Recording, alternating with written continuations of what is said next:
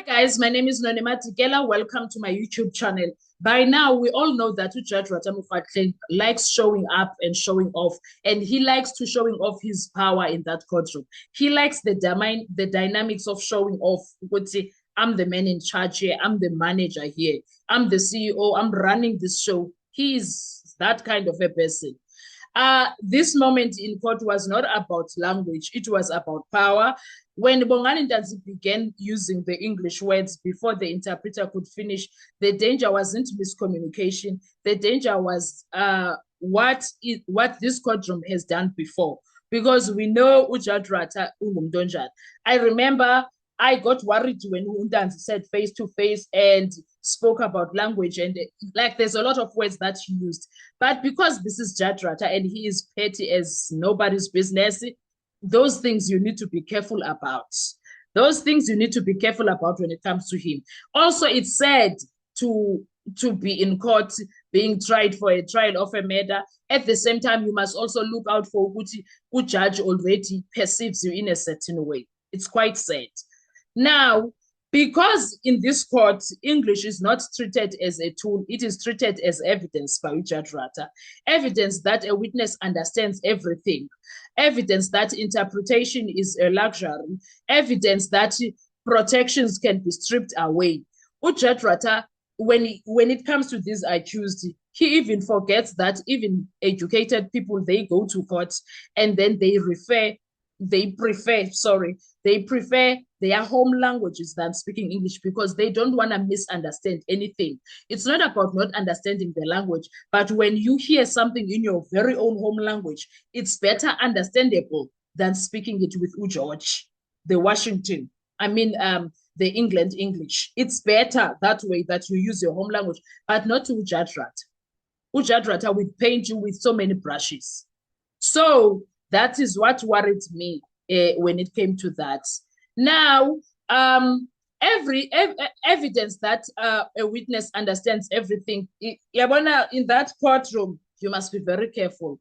So, and everyone in that courtroom knows how Judge Rata is. When Advocate George Baloyi, rose to object, placing it on record that Ntanzi spoke before interpretation, the objection was procedurally correct, okay? However, also, what I can say, procedurally correct does not mean strategically safe in a courtroom where inferences replaces proof.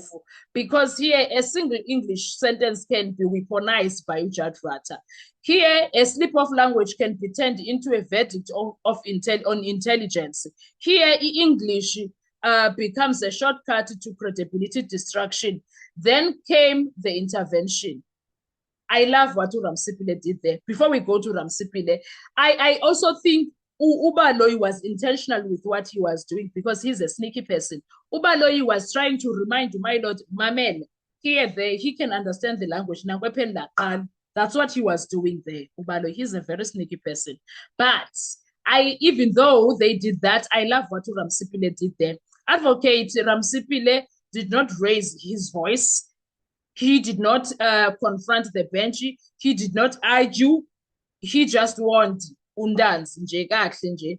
He reminded Ntanzi to wait for the interpreter, to be careful, because otherwise he will be accused of being educated black man. He was talking to Ntanzi, but it was a mirror, guys. No, that situation was just on point because that line was not a joke. It was a mirror because we had already seen this logic deployed before when Makosonke Zungu was declared an educated black man, not because of schooling, but because he held a linguistic testing, but because he held a supervisory position at work. Do you understand? Ujudge Rata is that kind. It's not about Umakosonke, une degree in linguistics. No, it's about she's a supervisor. That means he's educated. That's how Rata took it, Kesan.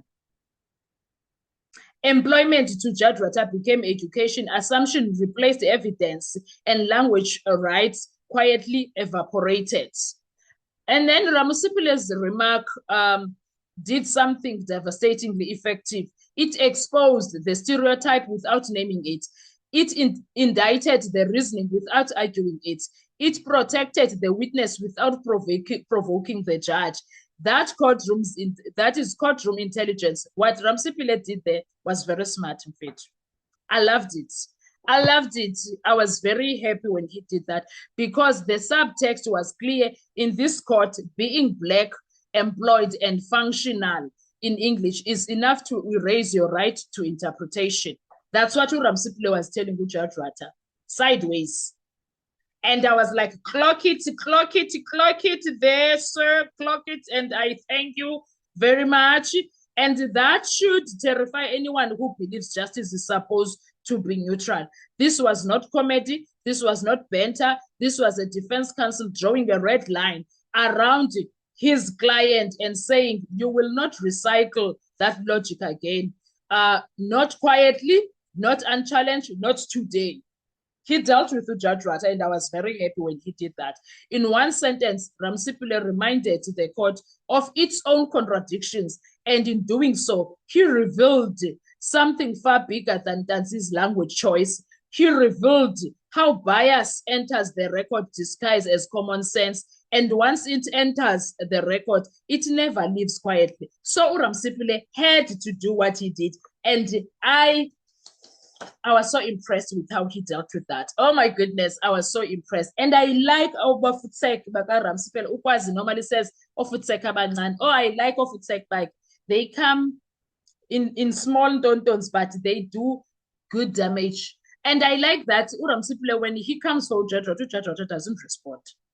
He never responds because he knows Ramsipile does not bluff. Ramsipile does not just he knows that. So whenever he deals with him, he won't shout. As a result, he won't shout at Ramsipile because if it was Mnisi, Judge Rata could have come for him sideways.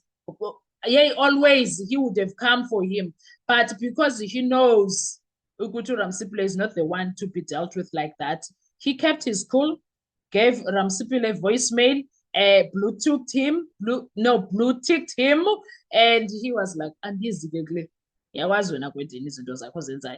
like, andizingeni, andizuphendula lonto, do you say? I'm out. Watula what you do, and I was impressed with Ramsipile. And he moved swiftly as if that did not happen. So I'm impressed with how he understands the judge, with how he has come to learn the judge, and how he knows how to put him back at his seat. Back at his seat. I love that for Ramza. I love it so much. I'm so proud of him for doing such things when it comes to Judge Rata. I wouldn't sit here and want it in any other way than the way it was done. I was so impressed, so pleased with how he dealt with him.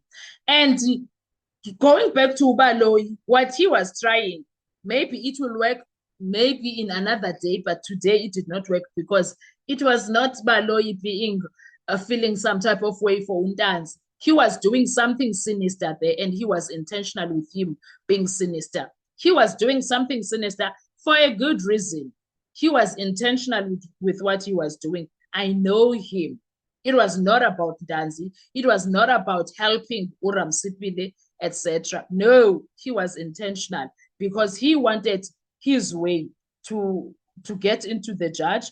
And fortunately, Ramsipile was not sleeping. I was so proud of him. Oh my goodness. I was so proud of him. He was not sleeping. He was like, don't you dare.